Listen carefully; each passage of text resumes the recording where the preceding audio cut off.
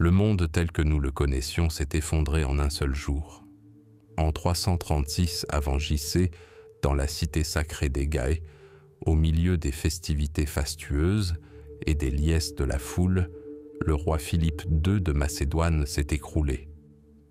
Son corps, transpercé par la lame d'un garde du corps, a marqué la fin sanglante d'une ère et le prologue d'une autre, plus grandiose encore et plus inimaginable. Son fils Alexandre, âgé de 20 ans, est monté sur le trône. Mais pour comprendre qui il était et qui il était destiné à devenir, il nous faut remonter le temps. Il nous faut contempler le monde que son père a créé et l'héritage qui devint à la fois son plus grand don et son plus lourd fardeau. Au milieu du IVe siècle avant JC, le monde hellénique n'était plus que l'ombre de sa gloire passée. L'âge d'or d'Athènes appartenait au passé, enseveli sous les ruines de la guerre du Péloponnèse. La grande Sparte, épuisée par ses efforts pour maintenir son hégémonie, déclinait lentement. Thèbes, qui avait brièvement brillé comme une étoile grâce au génie d'Épaminondas, s'éteignit tout aussi rapidement. La Grèce était déchirée, morcelée en des dizaines de cités-États en guerre. Les fières cités-États qui avaient jadis repoussé l'invasion perse gaspillaient désormais leur sang et leur or dans des guerres intestines sans fin.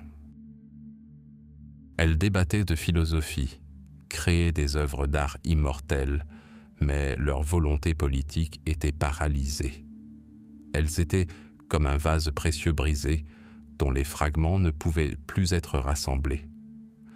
Et c'est alors qu'arriva, du nord, deux terres que les Athéniens éclairés considéraient comme semi-barbares, un homme qui allait tout changer, Philippe II de Macédoine. À l'opposé des stratèges grecs raffinés, il était rustre, borgne, immodéré dans sa consommation de vin et ses passions, mais il possédait un esprit aussi tranchant qu'une lame d'épée et une volonté inébranlable. Montant sur le trône chancelant d'un royaume déchiré par les luttes intestines et les menaces des Illyriens et des Thraces, Philippe ne sauva pas la Macédoine. Il décida de la refonder. Son génie se révéla dans deux domaines, la diplomatie et la guerre. Il utilisa l'or macédonien pour s'assurer la loyauté, semer la discorde parmi ses ennemis et forger des alliances. Mais son chef-d'œuvre fut son armée. Il prit la phalange grecque traditionnelle comme base, mais la transforma en une formation entièrement nouvelle. Il allongea les lances, créant la monstrueuse Saris, atteignant 5 à 6 mètres.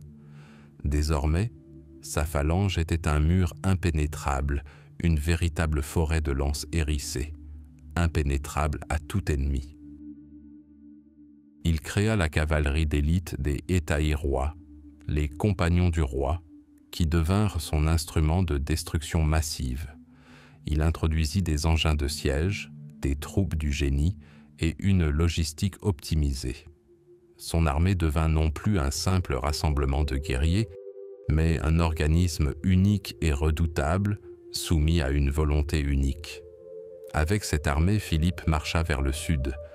Il ne se contenta pas de conquérir.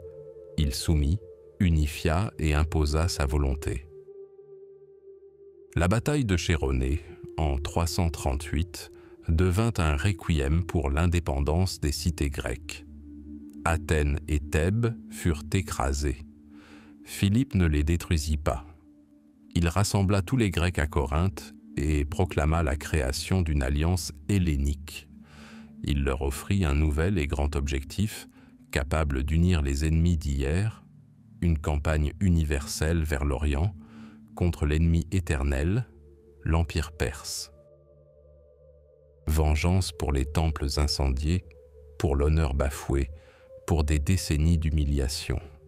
Il préparait la plus grande campagne militaire de l'histoire. Il forgea une épée, mais ne parvint jamais à la frapper. C'est cette épée, cette armée, cette grande idée qu'Alexandre hérita. Mais il était bien plus que le simple fils de son père. Il était le fruit de deux mondes radicalement différents. D'un côté, il y avait le sang fougueux et passionné de sa mère, Olympias, princesse d'Épire. Femme mystique et passionnée, elle se croyait descendante d'Achille et inspira peut-être son fils à croire que son véritable père était Zeus lui-même. Elle embrasa son âme d'une soif insatiable de gloire et d'une foi inébranlable en sa destinée divine. D'un autre côté, il y avait l'esprit froid et rationnel du plus grand penseur de l'époque, Aristote. Philippe l'invita à devenir le précepteur de son fils. Pendant 3 ans, dans le jardin ombragé de Mieza, Aristote révéla au jeune prince les secrets de la philosophie, de la politique, de l'éthique, de la médecine et de la nature. Il lui inculqua l'amour du savoir et un profond respect pour la culture grecque. Et surtout, il lui offrit l'Iliade d'Homère. Pour Alexandre, le poème relatant la guerre de Troie devint plus qu'un simple livre, un guide pour la vie. En Achille, il voyait non seulement un héros, mais un modèle, un guerrier dont la bravoure lui valut la gloire éternelle au prix d'une vie brève. Dès son plus jeune âge, son caractère exceptionnel était évident. La légende de la façon dont il dompta Bucéphale est bien plus qu'une simple histoire. Alors qu'aucun des guerriers expérimentés de Philippe ne parvenait à maîtriser le cheval sauvage et indomptable, le jeune Alexandre remarqua ce que les autres ne voyaient pas. Le cheval avait peur de sa propre ombre. Il le tourna vers le soleil, lui parla avec douceur et sauta en selle. Ce geste préfigure le futur Alexandre, l'observation, le courage, la capacité de saisir l'essence des choses et de trouver des solutions créatives là où d'autres ne voyaient que la force brute. Il ne brisa pas la volonté du cheval, il la comprit et la soutint. Ainsi, en 336, ce jeune homme, dont le sang coulait dans les veines et dont l'esprit avait été affûté par le plus grand des philosophes, se retrouva seul. L'héritage de Philippe était immense, mais aussi dangereux. L'armée était fidèle à la mémoire de son père, mais prêterait-elle allégeance à son fils inexpérimenté? Les cités grecques, à peine pacifiées, s'agitèrent aussitôt, espérant recouvrer leur liberté. Les tribus barbares du nord relevèrent la tête. Les ennemis à la cour complotaient. Alexandre hérita d'une machine de guerre parfaitement rodée et d'un plan grandiose pour la conquête de l'Asie. Mais d'abord, il devait se montrer digne de cet héritage. Il devait prouver au monde que l'ombre de son père ne l'éclipserait pas, mais lui indiquerait simplement la voie. Les premiers pas du nouveau roi devaient être rapides, décisifs et impitoyables. Le monde retint son souffle. Ce n'était pas seulement un héritier qui entrait dans l'histoire, un conquérant entrait. À l'apogée de sa gloire, alors que l'ombre de Philippe de Macédoine planait sur toute la Grèce et que son regard se portait vers l'Orient, vers les immenses richesses de l'Empire perse, un conflit se profilait au cœur même de sa cour, un conflit qui menaçait de réduire à néant tout ce qu'il avait bâti. Philippe était l'architecte d'une ère nouvelle, un homme politique et un commandant hors pair qui avait transformé un royaume arriéré en une machine de guerre invincible. Son fils, Alexandre, était à la fois sa plus grande création et sa plus grande source d'inquiétude. Le jeune homme, au sang de héros et de dieux, était déjà bien plus qu'un simple héritier. Il était une force de la nature que Philippe tentait de canaliser, mais qu'il ne parvint jamais à maîtriser pleinement. La relation entre le père et le fils fut toujours un mélange complexe d'admiration, d'amour, de rivalité et d'une profonde méfiance. Alexandre voyait en son père à la fois un modèle et un obstacle à sa propre gloire. Philippe était fier de son fils, de son intelligence, de son courage et de son talent militaire, mais il craignait ses ambitions démesurées et l'influence de sa mère, la princesse épirienne Olympias, une femme passionnée, fière et mystique qui croyait que son fils était un descendant d'Achille et de Zeus lui-même. Le coup de grâce porté à ce conflit latent fut le nouveau mariage de Philippe. Son épouse était la jeune Cléopâtre, nièce du puissant général Attale. Contrairement à Olympias, une étrangère d'Épire, Cléopâtre était une Macédonienne de pure souche. Cette union était bien plus qu'un simple caprice du roi vieillissant. C'était un acte politique qui jetait le doute sur la légitimité des prétentions d'Alexandre. La Macédoine pouvait désormais avoir un nouvel héritier, sans la moindre trace de sang barbare. Au festin de noces, au milieu du tintement des coupes et des discours enflammés, Attale, ivre, porta un toast qui lui fut fatal. Il exhorta les Macédoniens à prier les dieux pour la naissance d'un héritier légitime de Philippe et Cléopâtre. Ces mots transpercèrent Alexandre comme un poignard.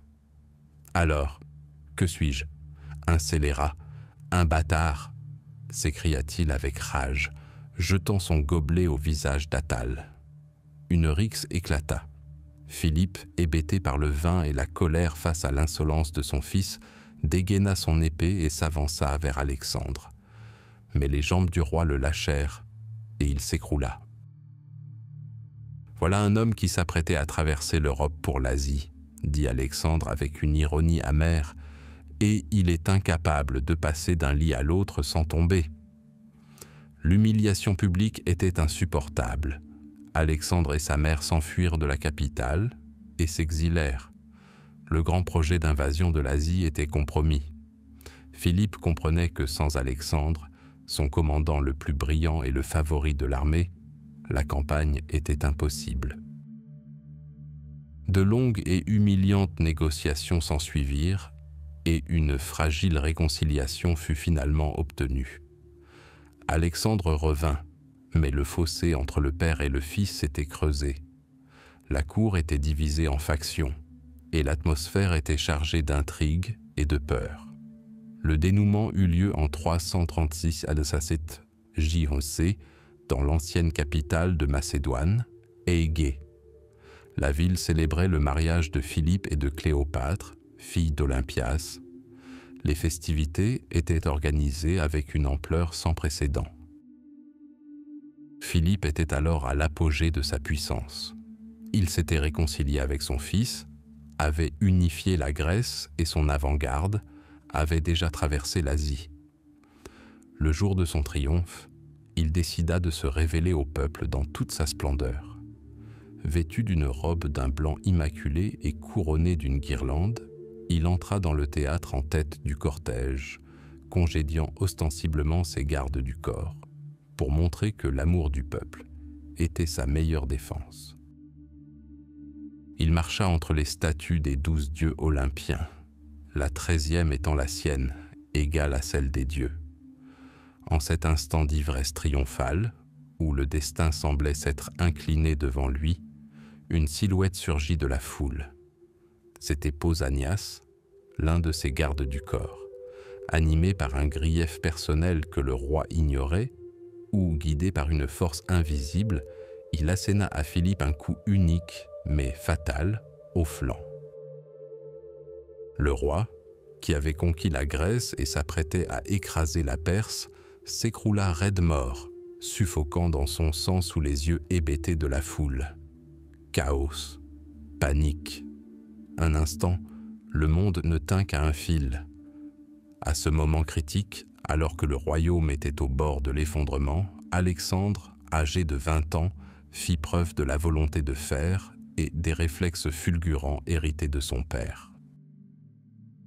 Tandis que l'assassin était pourchassé et abattu sur le champ, sans lui laisser le temps de dire un mot, les généraux fidèles d'Alexandre, et notamment le vétéran Antipater, encerclèrent l'héritier. Sans perdre une seconde, ils le conduisirent auprès de l'armée. Les soldats, voyant en ce jeune homme le courage de leur père et leurs propres espoirs de gloire et de pillage en Asie, le proclamèrent roi sans hésiter et le hissèrent sur leur bouclier. Mais la proclamation ne suffisait pas. Le pouvoir conquis dans le sang devait être défendu par le sang. Une purge impitoyable commença. La première victime fut le général Attal, qui se trouvait avec ses troupes en Asie. Les assassins envoyés par Alexandre le prirent par surprise. Puis tous les prétendants potentiels au trône, quiconque osait contester le nouveau pouvoir, furent exécutés. Le sort le plus terrible fut réservé à la dernière épouse de Philippe, Cléopâtre, et à son nouveau-né. Selon la légende, la vengeresse Olympias la força à choisir entre la potence, l'épée et le poison, après avoir fait bouillir son enfant vivant dans un chaudron de bronze. Vérité ou sombre légende forgée par les ennemis, nous ne le saurons jamais. Mais la cruauté de cet acte, réel ou imaginaire, devint un symbole glaçant du nouveau pouvoir. Ainsi, en quelques semaines, après avoir enduré l'humiliation, l'exil, la mort de son père et un massacre sanglant, Alexandre monta sur le trône. Il hérita de l'armée, du trésor et du grand projet de Philippe. Mais il ne se contenta pas de prendre la place de son père. Il s'empara du pouvoir avec une détermination qui fit trembler amis et ennemis. L'ombre de Philippe ne planait plus sur lui. Désormais, il projetait la sienne, et cette ombre allait recouvrir le monde connu tout entier. L'ère de Philippe s'acheva dans un bain de sang. L'ère d'Alexandre avait commencé. Au printemps 334 avant JC, l'histoire retint son souffle tandis que le monde entier traversait un étroit détroit. L'Hellespont, ce passage qui séparait l'Europe et l'Asie et qui, depuis des siècles, symbolisait la frontière entre les mondes, devenait désormais un pont. Une flotte traversait ses eaux, transportant non seulement une armée, mais un destin. 40 000 fantassins et 5 000 cavaliers, forgés dans le feu des guerres balkaniques, menés par un roi de 22 ans, se lancèrent dans une campagne qui allait redessiner la carte du monde et redéfinir les limites du possible. C'était une armée d'un genre nouveau, fusion de la ténacité macédonienne et de la pensée militaire grecque. Son cœur était la phalange, hérissée d'une forêt de saris de 6 mètres de long, un mur vivant d'acier et de courage. Son poing était la cavalerie lourde des hétaïres, les amis du roi, des aristocrates pour qui la guerre était le sens de la vie et la bravoure personnelle la vertu suprême.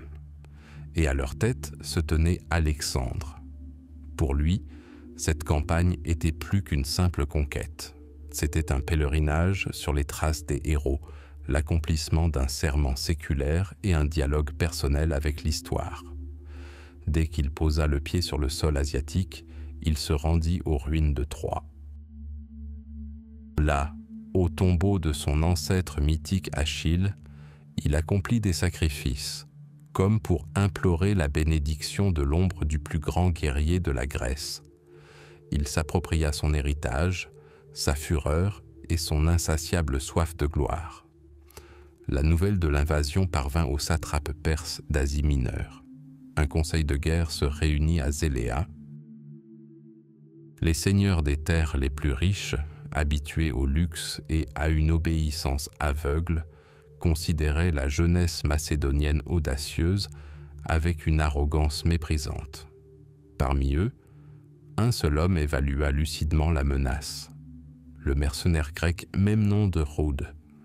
Il connaissait les Macédoniens, il connaissait leur roi.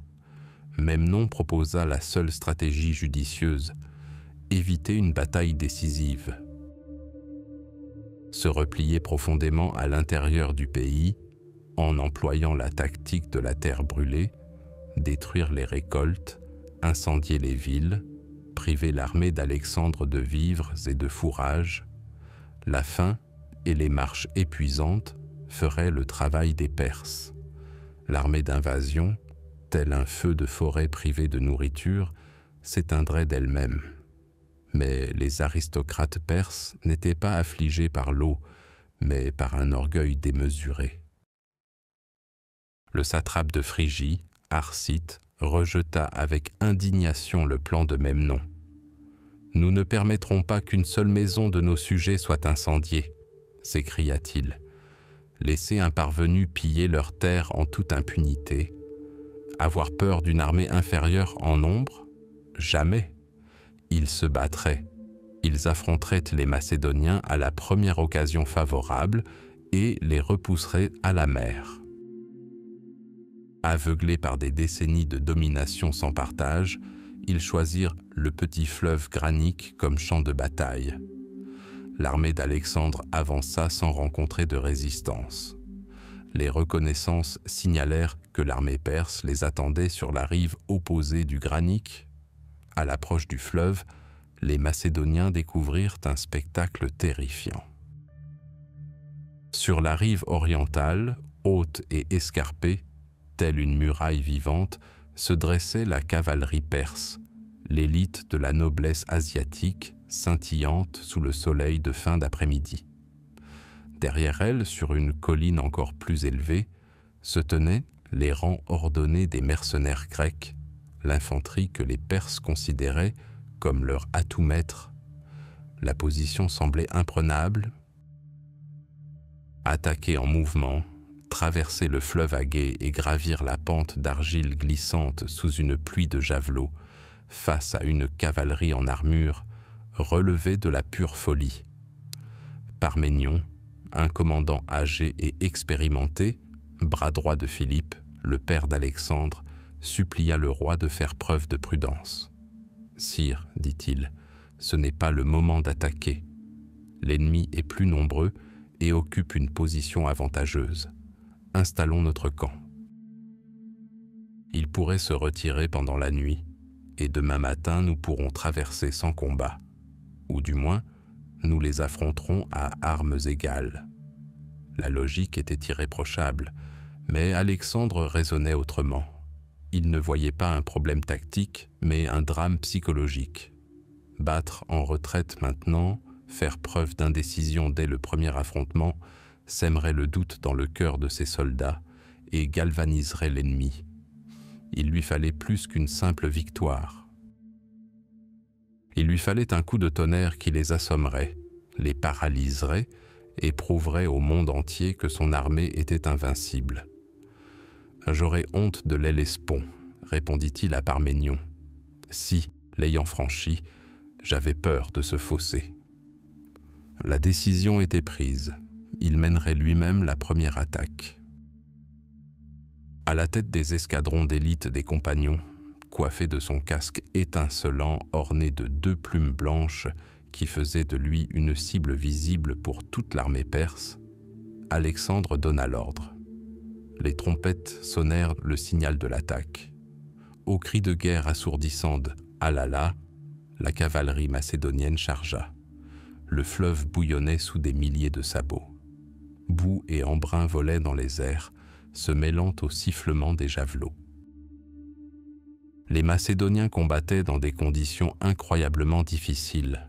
Un fond vaseux, un courant rapide, et surtout, ils devaient se battre depuis le fond, tandis que les Perses faisaient pleuvoir leurs coups depuis les hauteurs de leurs rives. Les premiers rangs des assaillants furent écrasés et repoussés. Mais ce n'était qu'un prélude. Suivant l'avant-garde, légèrement sur la droite, Alexandre se précipita au cœur même des lignes ennemies. Sa présence galvanisa les guerriers, transformant une attaque désespérée en un élan irrésistible. Il fut le premier à atteindre la rive ennemie, et la bataille autour de lui dégénéra aussitôt en une série de duels furieux.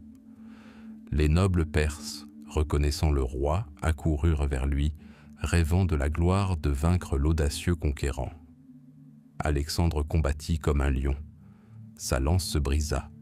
Il en réclama une autre. Un tourbillon d'hommes et de chevaux s'éleva autour de lui. De sa nouvelle lance, Il abattit Mithridate, le gendre du roi perse Darius. À cet instant, deux satrapes, Résac et Spithridate, se jetèrent sur lui de part et d'autre.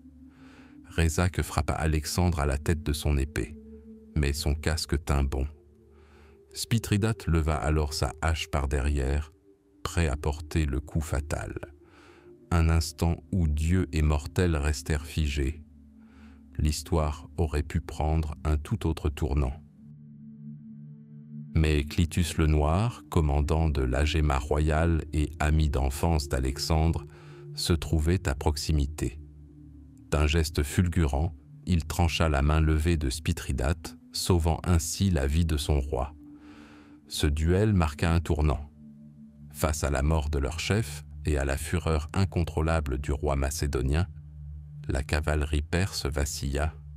Ce qui semblait un rempart impénétrable s'effondra. Une fuite paniquée s'ensuivit. Ce fut alors au tour de la phalange. Ayant traversé le fleuve sans rencontrer de résistance sérieuse, l'infanterie macédonienne se rua sur les mercenaires grecs, abandonnés à leur sort par la cavalerie perse. Encerclés de toutes parts, les mercenaires implorèrent sa clémence. Mais pour Alexandre, ce n'étaient pas des soldats, mais des traîtres à la cause panhellénique. Il n'y eut aucune pitié. Presque tous furent massacrés. La bataille du Granique était terminée. C'était plus qu'une simple victoire. C'était une proclamation, une déclaration gravée à l'épée sur le corps d'un vaste empire. Alexandre avait prouvé que son audace n'était pas de la témérité, mais la forme la plus aboutie de la stratégie. Il envoya 300 armures perses à Athènes, portant l'inscription « Alexandre, fils de Philippe, et les Grecs, à l'exception des Lacédémoniens, ont pris ceci aux barbares qui habitent l'Asie. » Le premier coup avait été porté. Les portes de l'Asie étaient grandes ouvertes. Le continent s'étendait à leurs pieds. La victoire du Granique n'était qu'un prélude, le premier accord d'une grande symphonie de conquête. Le sang sur les rives du fleuve n'avait pas encore séché, mais l'armée macédonienne avait déjà repris sa marche, s'enfonçant profondément en terres inexplorées. Devant Alexandre s'étendait l'Anatolie, l'Asie mineure, un pont entre les mondes, un carrefour de civilisation et la clé du cœur de l'Empire perse. Il ne s'agissait pas d'une simple marche, c'était la conquête d'un sous-continent entier, une terre imprégnée de millénaires d'histoire, où chaque pierre évoquait les Hittites, les Phrygiens et les Lydiens. La première tâche consistait à sécuriser l'arrière et à priver la flotte perse de ses bases. Alexandre marcha vers le sud, le long de la côte égéenne. L'une après l'autre, les cités grecques, qui avaient souffert pendant des décennies sous le joug des satrapes perses, lui ouvrirent leurs portes. Éphèse, Prienne, Milet. Elles accueillirent les Macédoniens non en conquérants, mais en libérateurs. Alexandre proclama le rétablissement de la démocratie, abolit le tribut aux Perses et fit revenir les exilés. Il était plus qu'un simple général. C'était un homme politique avisé qui portait l'idéal hellénique de liberté au bout de son épée. Mais toute l'Anatolie ne se soumit pas si facilement. La puissante Halicarnasse, berceau d'Hérodote, protégée par d'imposantes murailles et une garnison perse commandée par le mercenaire grec expérimenté même nom, opposa une résistance farouche. Le siège fut long et sanglant. Les tours de siège macédoniennes, les Hélépoles, brûlèrent sous le feu des défenseurs et les assauts s'enrayèrent. Là, pour la première fois, Alexandre se heurta à la ténacité d'un ennemi qui refusait de se rendre. Mais sa volonté était plus forte que les murs de pierre d'Halicarnasse. La ville tomba, mais Memnon parvint à s'échapper par la mer. Alexandre ordonna de raser Halicarnasse, ne laissant que la citadelle, un avertissement funeste pour quiconque oserait douter de sa détermination. Après l'hiver, l'armée se scinda. Le général Parménion mena le gros des troupes par la route principale vers l'intérieur des terres, tandis qu'Alexandre lui-même, avec ses troupes d'élite, choisit la périlleuse voie à travers les montagnes sauvages de Lycie et de Pamphylie. Ce fut une campagne qui mit leur endurance à rude épreuve. Les soldats se frayèrent un chemin à travers des cols enneigés où le vent glacial les transperçait jusqu'aux eaux, et longèrent d'étroits sentiers côtiers où les vagues venaient se briser à leurs pieds. La légende raconte que la mer elle-même s'écarta devant lui, reconnaissant sa mission divine. Mais la vérité résidait dans l'esprit indomptable de ces guerriers et le génie de leur chef, qui choisissait toujours la voie la plus audacieuse et la plus inattendue. Au printemps 333 à Vétre. J'y passais. Toute l'Anatolie occidentale et méridionale était sous son contrôle. La flotte perse était prise au piège dans ses ports, privée de ravitaillement. Le moment était venu de frapper au cœur du conflit. L'armée s'unit et se dirigea vers le nord-est, en direction de l'ancienne capitale de la Phrygie, Gordion. Gordion n'était ni un port prospère, ni un grand centre militaire. C'était un lieu de pouvoir, auréolé de mythes antiques. C'est ici, dans l'ancienne acropole, que reposait une relique dont la légende se répandait à travers l'Asie, le char du roi Gordius. La barre de traction de ce char était attachée au joug par un nœud complexe d'écorce de cornouiller. Les extrémités du nœud étaient invisibles, et le dénouer semblait impossible. Une ancienne prophétie annonçait que celui qui parviendrait à dénouer le nœud gordien deviendrait le maître de toute l'Asie. Pour beaucoup, ce n'était qu'une vieille légende. Mais Alexandre comprenait le pouvoir des symboles.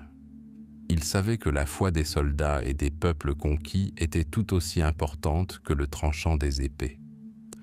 Conquérir l'Asie par la force des armes était une chose. Obtenir le droit de le faire des dieux eux-mêmes en était une autre. Le jour convenu, Alexandre, accompagné de sa suite, monta au temple. Une foule immense s'était rassemblée. Des vétérans macédoniens, des Phrygiens locaux et des curieux venus de toute la région. L'atmosphère était empreinte d'une vive émotion. Le roi s'approcha du char. Il l'examina longuement et attentivement, le nœud tissé, comme par le temps lui-même, et non par la main de l'homme. Il y voyait non seulement une énigme, mais un défi lancé au vieux monde, avec ses traditions, ses prophéties et son destin prédestiné. Un monde qu'il était venu changer. Il tenta de dénouer le nœud à main nue, suivant les courbes de l'écorce durcie, cherchant le début ou la fin. Mais le nœud restait obstinément en place. Un murmure de déception parcourut la foule. Le grand Alexandre allait-il vraiment reculer devant un enchevêtrement de vieilles cordes? Alors le roi sourit. Il avait compris.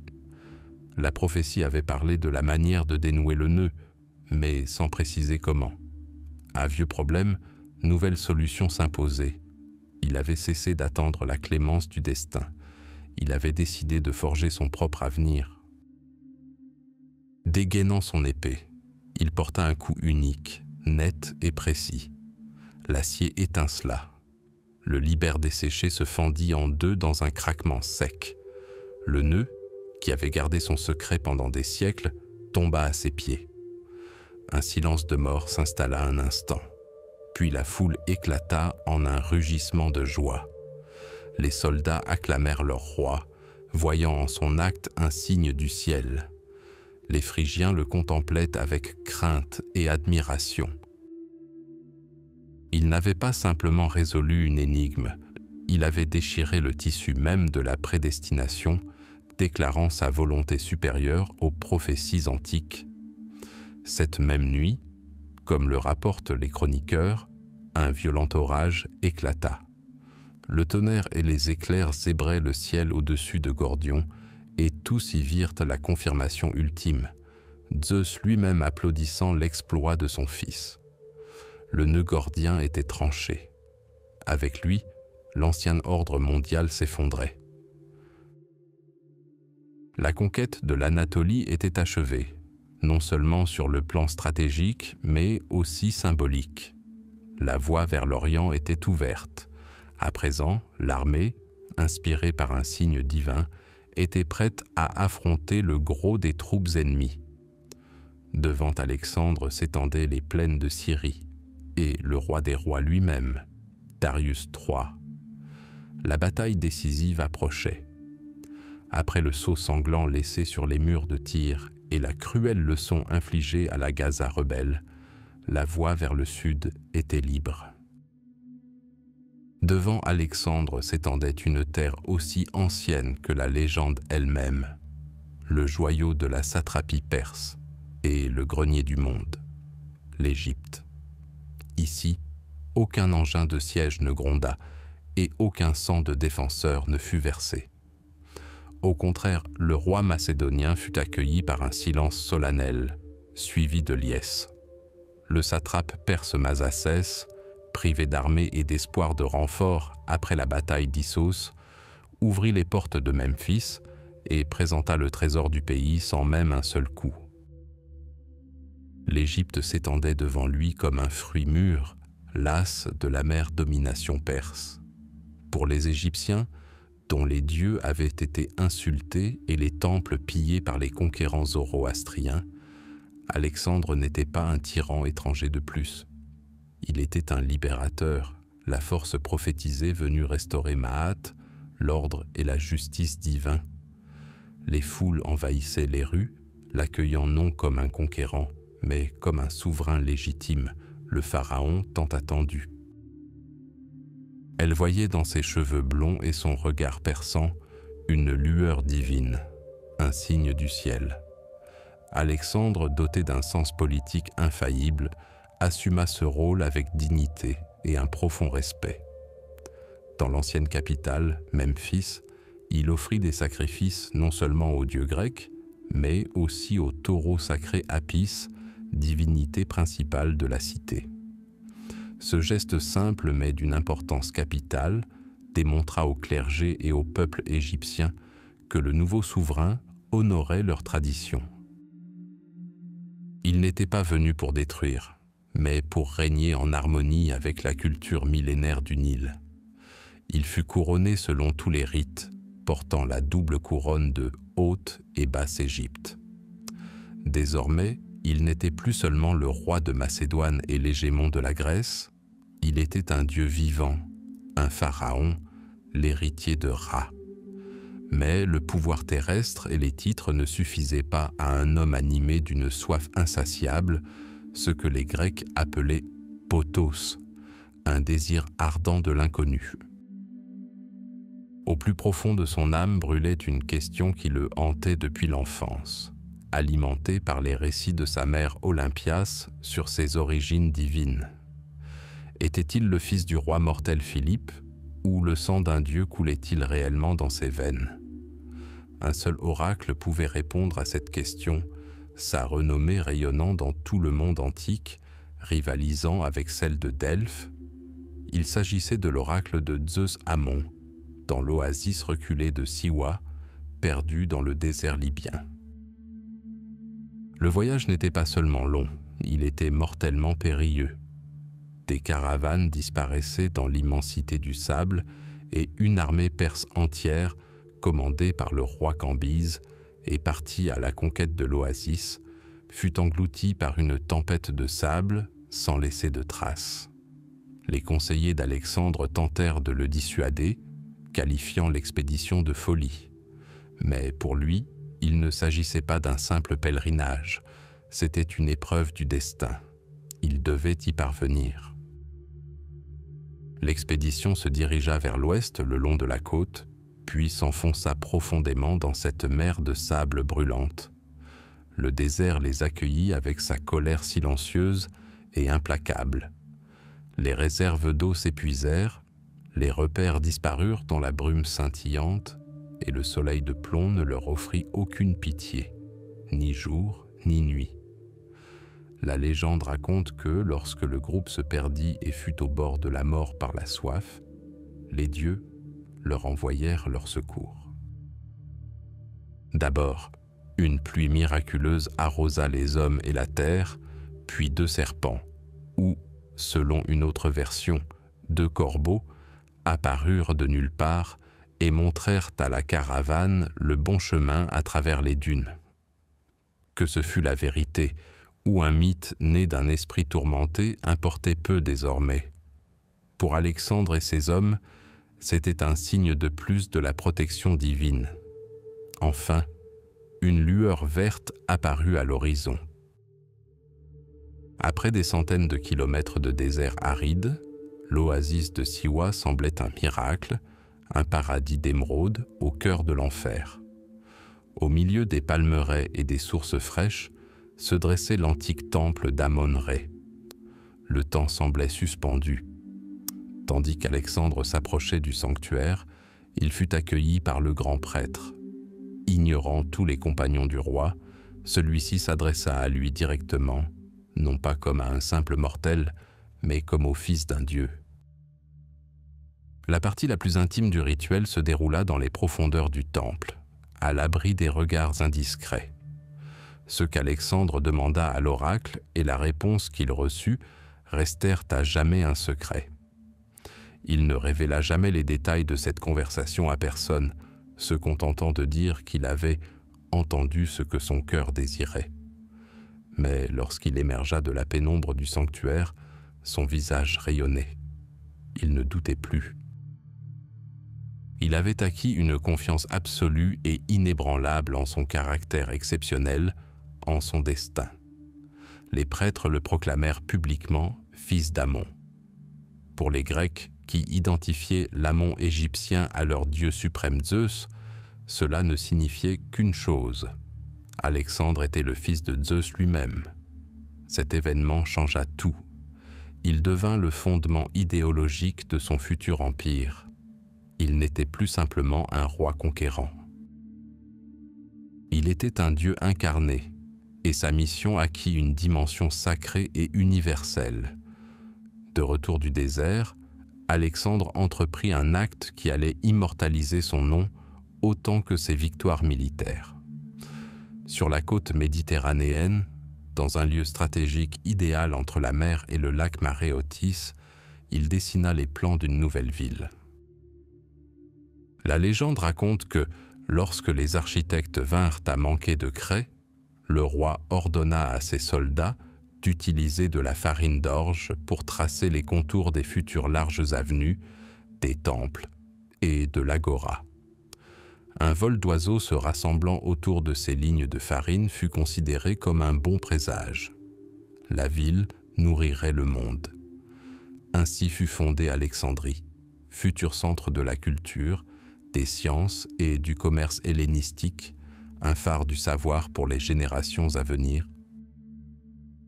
Quittant l'Égypte au printemps 331 d'Ephrina, J.B.C., Alexandre était un homme transformé. Il ne partait plus simplement en tant que roi macédonien victorieux des Perses à l'ouest, mais en tant que pharaon, fils d'Amon, fondateur de la ville éternelle. Son regard se tourna alors vers l'est, vers le cœur même de l'Empire perse, où l'attendait son ultime et décisif affrontement avec Darius. Il avançait désormais non seulement fort de la puissance de son armée, mais aussi animé d'une foi inébranlable en sa destinée divine. Nous étions en 331 avant J.C. 2 ans s'étaient écoulés depuis la bataille d'Issos, 2 années d'avancée inexorable des Macédoniens vers l'Est. La Phénicie, la Judée, la puissante Égypte, toutes s'étaient inclinées devant le jeune conquérant. Mais ce n'étaient que des provinces, des membres de l'immense empire perse. Alexandre avait suivi son instinct. Et maintenant, dans l'immensité de la plaine brûlée par le soleil, près du village de Gaugamel, il l'avait trouvé. Darius III, le roi des rois, avait tiré les leçons de ses défaites. Il ne laisserait plus les gorges et les rivières anéantir son plus grand atout, le nombre. Il avait lui-même choisi ce champ de bataille, parfaitement plat, défriché par ses ingénieurs afin que rien n'entrave la progression fulgurante de son arme principale, les chars de guerre à essieux en forme de faucilles. Là, sous le ciel impitoyable de Mésopotamie, il rassembla toute la puissance de son empire. Les historiens antiques parlent d'une armée d'1 million d'hommes, mais même selon les estimations modernes les plus prudentes, l'armée perse comptait au moins 1/4 million de guerriers. C'était bien plus qu'une simple armée. C'était un monde entier, réuni sous une même bannière, des archers à cheval scythes venus du nord, de puissants cavaliers bactriens du cœur de l'Asie, des éléphants de guerre indiens, des hoplites mercenaires grecs et, bien sûr, le noyau dur de l'armée, 10 000 immortels, la garde personnelle du roi. Devant le camp macédonien s'étendait une mer de gens, dont les feux, la nuit venue, ressemblaient à un ciel étoilé descendant vers la terre. Alexandre ne put rassembler que 47 000 hommes face à cet océan, 40 000 fantassins et 7 000 cavaliers. Mais il ne s'agissait pas de simples soldats. C'étaient des vétérans aguerris qui avaient affronté le feu et l'eau du Granique jusqu'en Égypte. Chacun d'eux reconnaissait son commandant de vue et croyait en son génie, en sa providence divine. Ce n'était pas une armée, c'était un seul et même organisme, une lame affûtée dans la main d'un seul homme. La nuit précédant la bataille, le vieux et expérimenté général Parménion s'adressa au roi avec une proposition. « Attaquons à la faveur de la nuit, conseilla-t-il. La surprise et le chaos dans leur vaste camp joueront en notre faveur. » Alexandre le regarda et prononça les mots devenus légendaires. « Je ne volerai pas la victoire. » Il ne voulait pas d'une victoire acquise par la ruse ou la tromperie. Il avait besoin de gloire, d'une preuve indéniable de sa supériorité, d'un triomphe reconnu par les dieux et les hommes. Cette nuit-là, tandis que personne ne dormait dans le camp perse, attendant l'attaque, Alexandre le Grand dormait du sommeil profond d'un héros. Le matin du 1er octobre, tandis que le soleil se levait sur la plaine, deux mondes se dressaient, figés l'un contre l'autre. La ligne perse semblait infinie, ses flancs s'étendant jusqu'à l'horizon. Au centre, sur son char d'or, se tenait Darius, entouré de ses plus valeureux guerriers. Devant lui se dressait une redoutable formation de 200 chars à faux. Alexandre déploya son armée différemment de ce qu'avait prévu Darius. Il disposa ses troupes en formation étagée, le flanc droit avancé loin devant et le flanc gauche, à l'inverse, en retrait. Cette formation de combat oblique lui avait déjà assuré la victoire. Mais ici, il la perfectionna. Conscient du risque d'encerclement, il créa une seconde ligne d'infanterie derrière la ligne principale, prête à se déployer et à affronter l'ennemi par l'arrière. Son armée devint une forteresse vivante hérissée de lances. La bataille commença. Alexandre, à la tête de sa cavalerie d'élite, les compagnons, se mit à avancer. Non pas en avant, vers l'ennemi, mais sur la droite, le long du front perse. Cette manœuvre déconcerta Darius. Alexandre retirait ses meilleures troupes du champ de bataille, préparées pour ses chars. Le roi perse fut contraint de réagir. Il lança sa cavalerie bactrienne à la rencontre des Macédoniens. Un combat acharné s'ensuivit sur le flanc. La ligne perse commença à s'étirer, suivant l'avancée d'Alexandre. Darius donna alors l'ordre tant attendu. Les chars chargèrent. Le spectacle dut être terrifiant. Le grondement des roues, le hennissement des chevaux, le scintillement des lames tournoyantes fonçant sur le mur monolithique de la phalange macédonienne. Mais Alexandre était prêt. À son signal, les premiers rangs d'infanterie s'écartèrent, formant des couloirs. Des soldats légèrement armés criblèrent de javelots les conducteurs et leurs montures. Les chars, hors de contrôle, traversèrent la ligne sans faire de dégâts, tombant dans le piège de la seconde ligne. La redoutable arme perse avait été neutralisée sans presque aucune perte. Alexandre poursuivit son avancée vers la droite, étirant toujours plus le front perse. Et alors, il vit ce qu'il attendait. Au moment où le flanc gauche de l'infanterie perse se précipitait au secours de sa cavalerie, une brèche apparut dans leur ligne. Elle était petite, presque imperceptible dans l'immensité de cette bataille gigantesque. Mais pour l'œil de lynx d'Alexandre, elle suffisait. Il déploya ses étais rois et, formant le fameux coin macédonien, s'engouffra dans cette brèche. Il ne s'agissait pas d'une simple charge de cavalerie, mais d'une frappe éclair visant un point précis, le cœur de l'armée ennemie. À la tête du coin, en armure étincelante, le casque orné de 2 panaches, se précipitait Alexandre lui-même. Sa cible n'était ni le flanc, ni l'infanterie. Sa cible était Darius. Le coup fut terrible. Les Étaïres, armés de longues lances, percèrent les rangs de la garde perse. La phalange se précipita dans la brèche derrière eux. La panique commença à s'emparer du centre de l'armée perse. Du haut de son char, Darius aperçut la silhouette implacable du roi macédonien se frayant un chemin à travers la fumée, la poussière et les reflets d'acier. Le courage du roi des rois céda. Il fit demi-tour et s'enfuit du champ de bataille. La fuite du monarque donna le signal à toute l'armée. Le centre et le flanc gauche perse s'effondrèrent et prirent la fuite en panique. La victoire semblait acquise. Mais à cet instant, un messager surgit au galop du flanc gauche macédonien. Le vieux Parménion, attaqué par la cavalerie perse de Mazé, bien plus puissante, était au bord de l'anéantissement. Alexandre se trouvait face à un choix qui allait déterminer son avenir. Darius était en fuite devant lui. Une poursuite pouvait mettre fin à la guerre sur le champ. Derrière lui gisait son armée, ses camarades ensanglantés. Il fit donc son choix. Renonçant à la poursuite de la prise ultime, il déploya sa cavalerie victorieuse et frappa l'arrière des Perses qui pressaient Parménion. Ce coup scella également l'issue de la bataille sur ce flanc. Au coucher du soleil, tout était fini. La plaine de Gaugamel était jonchée des corps de dizaines de milliers de morts.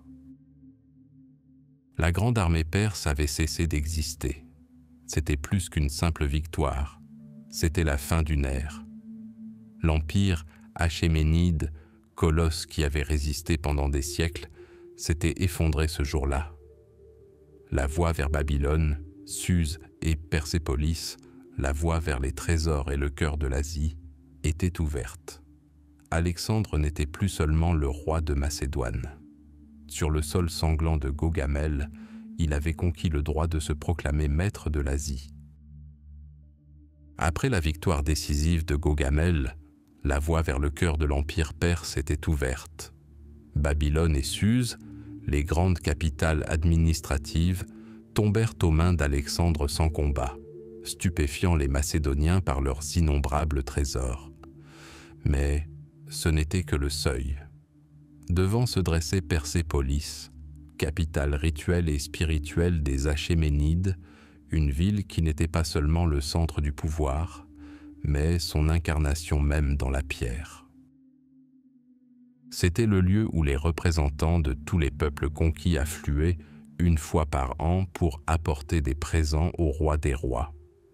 Chaque bas-relief ornant ses murs, chaque colonne de ces salles majestueuses glorifiait la grandeur et l'inviolabilité de la puissance perse.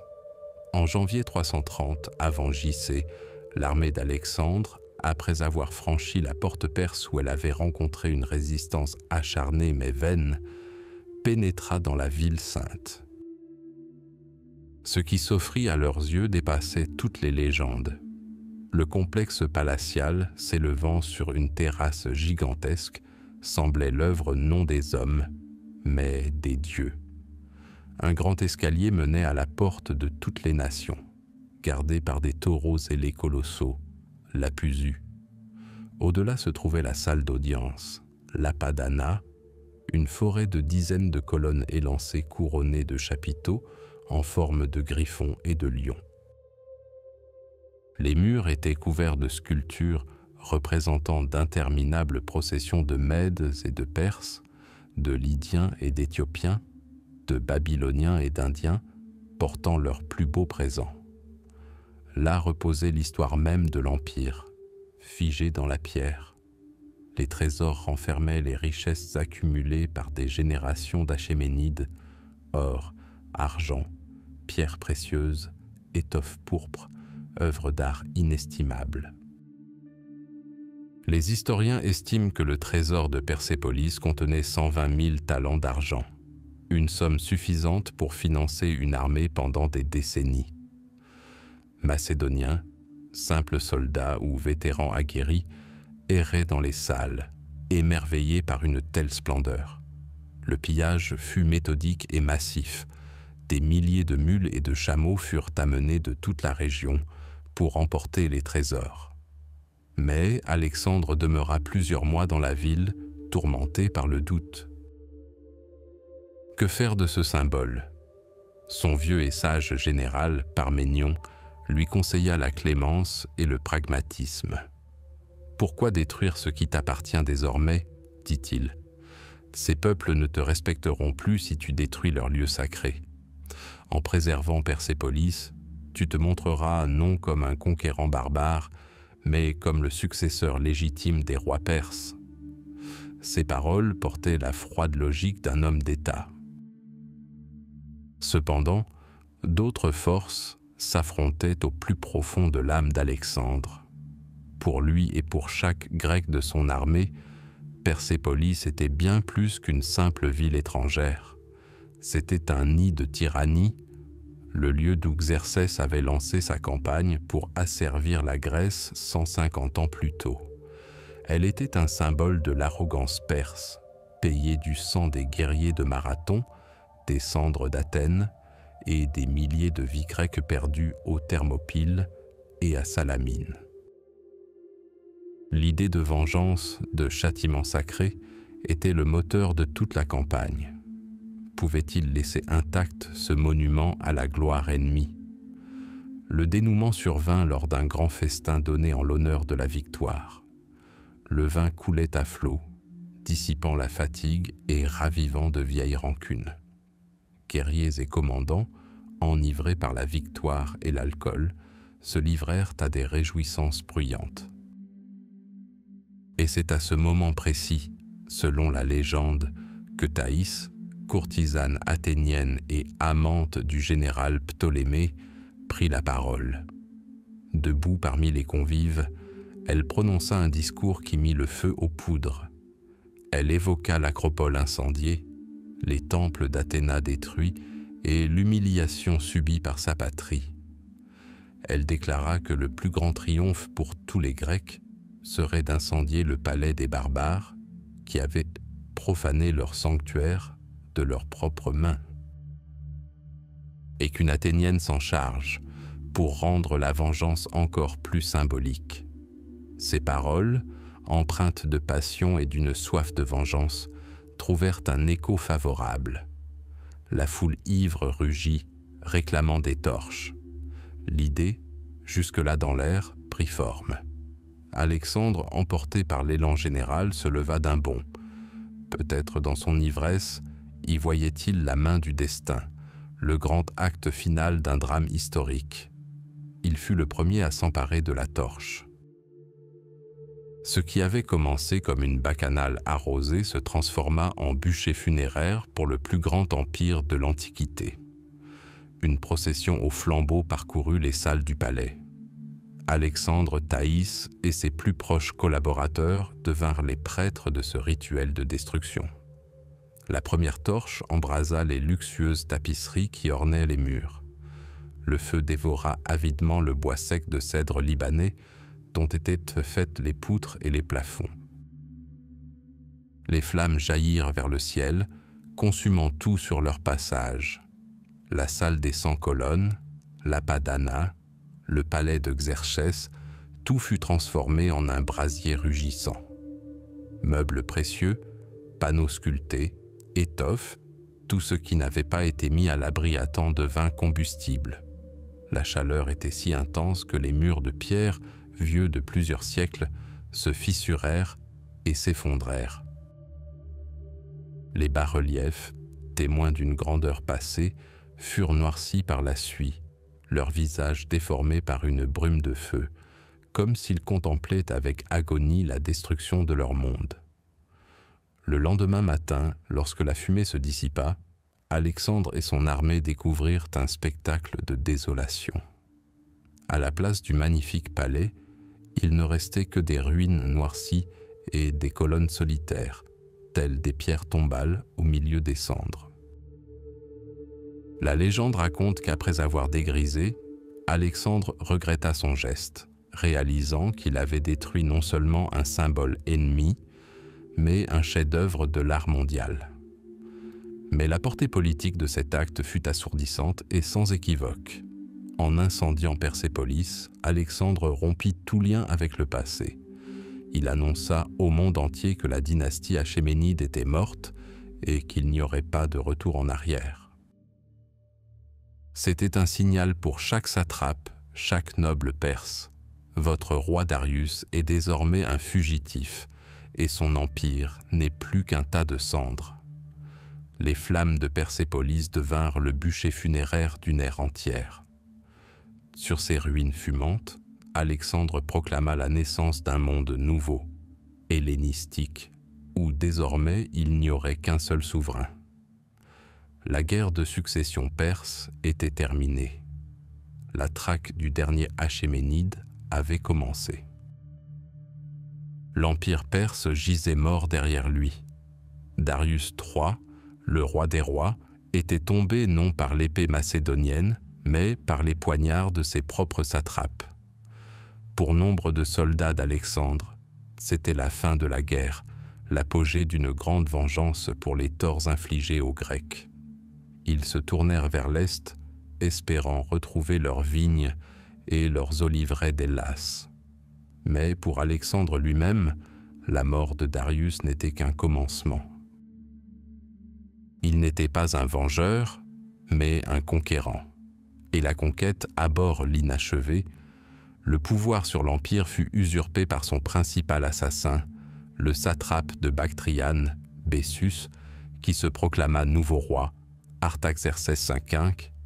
Il s'enfuit au-delà du grand rempart de la paix, les sommets enneigés de l'Hindou-Kouch, que les Grecs appelaient le Caucase. Là, dans les terres sauvages et inexplorées de Bactriane et de Sogdiane, il espérait lever un nouvel étendard de résistance.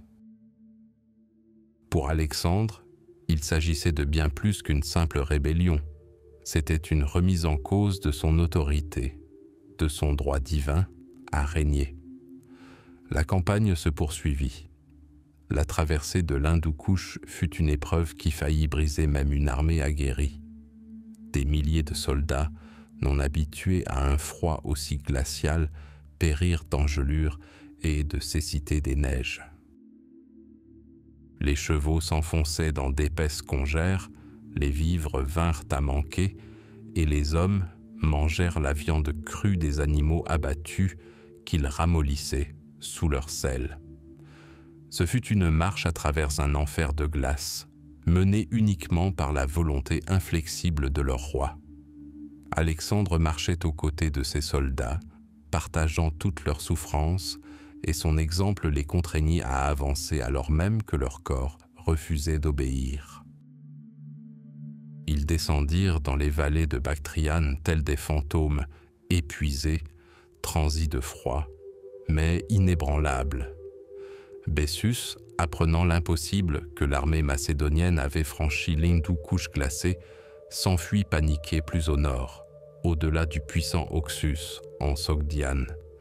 Il laissa derrière lui une terre brûlée, espérant que la faim arrêterait ses poursuivants. Mais il sous-estima Alexandre. Le roi ne le poursuivit pas. Il occupa méthodiquement les villes bactriennes, fonda de nouvelles Alexandries et renforça ses arrières. Le sort du régicide fut scellé sans même un combat. Les aristocrates sogdiens, Spitamenès et Oxyarthe, voyant la cause de Bessus perdue, décidèrent d'acheter leur propre pardon. Ils s'emparèrent de l'imposteur et le livrèrent à Ptolémée, général d'Alexandre. Bessus fut amené nu devant le roi, dans un pilori. Alexandre le considéra non comme un ennemi, mais comme un criminel. Il ordonna qu'on lui coupe le nez et les oreilles, châtiment perse pour rébellion, et l'envoya à Ecbatane pour y être exécuté publiquement.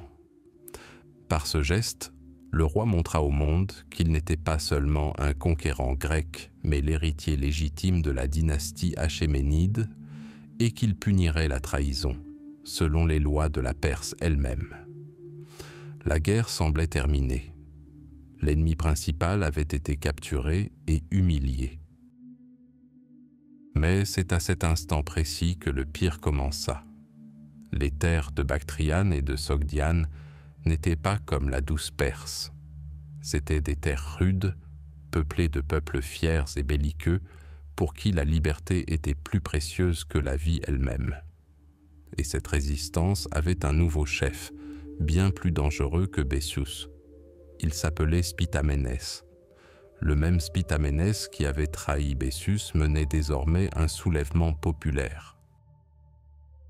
Ce n'était pas un commandant en quête de gloire dans une bataille décisive, mais un génie de la guérilla.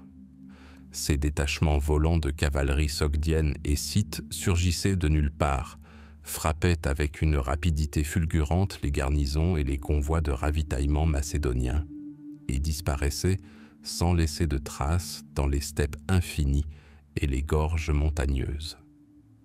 L'armée d'Alexandre, conçue pour les batailles rangées, se retrouva prise au piège. Sa phalange était impuissante face à un ennemi qui refusait de combattre. Les Macédoniens subirent une cuisante défaite au fleuve Polytimétus, où les Sogdiens, menés par Spitamenès, anéantirent une armée macédonienne de 2000 hommes. Pour une armée invaincue depuis Chéronée, ce fut un choc terrible. Alexandre, accourant sur les lieux du désastre, ne vit que les corps mutilés de ses soldats. La colère du roi fut immense. Il répondit à cette guérilla par une terreur absolue. Les 2 années les plus brutales de toute la campagne commencèrent. Alexandre traversa la Sogdiane, semant la terreur et la destruction, massacrant les populations de villes entières, sans épargner ni femmes ni enfants. Sachant que le peuple soutenait l'insaisissable Spitamenès, il décida d'anéantir ce soutien, plongeant la région dans un bain de sang. Il fit construire des forteresses, y installa des garnisons, cherchant à asseoir son emprise sur la région. Sur les rives du Jaxarthe, aux confins du monde connu, il fonda en 17 jours la cité fortifiée d'Alexandrie Échata. Alexandrie l'extrême orientale. C'était son avant-poste de civilisation, dressé face aux tribus scythes qui erraient au-delà du fleuve. Mais même la terreur ne put briser la résistance. Son cœur battait dans les forteresses montagneuses imprenables connues sous les noms de rochers de Sogdiane et de rochers de Chaurie. L'aristocrate Oxyartès et sa famille trouvèrent refuge dans la première. Le rocher semblait imprenable, des parois abruptes, coiffées de neige, s'élevant jusqu'aux nuages. Lorsqu'on leur offrit la possibilité de se rendre, les Sogdiens se contentèrent de rire, criant aux Macédoniens d'envoyer des soldats ailés. Le défi fut relevé. Alexandre promit une immense récompense à quiconque atteindrait le sommet. 300 volontaires, les alpinistes les plus expérimentés de l'armée, munis de crampons et de cordes, entreprirent l'ascension vertigineuse à la faveur de la nuit. Des dizaines d'entre eux chutèrent dans le précipice, mais à l'aube, les survivants signalèrent leur présence au roi depuis le sommet en agitant des drapeaux blancs.